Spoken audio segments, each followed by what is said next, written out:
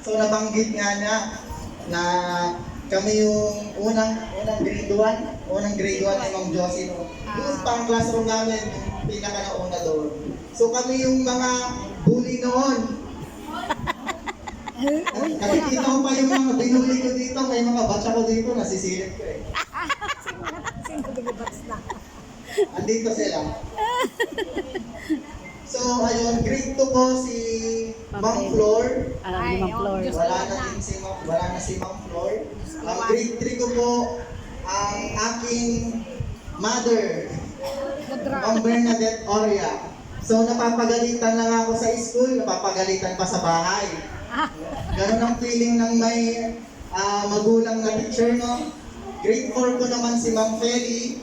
Grade 5 ko naman si Sir Sammy. Kung hindi nyo po kilala, papa ko po siya.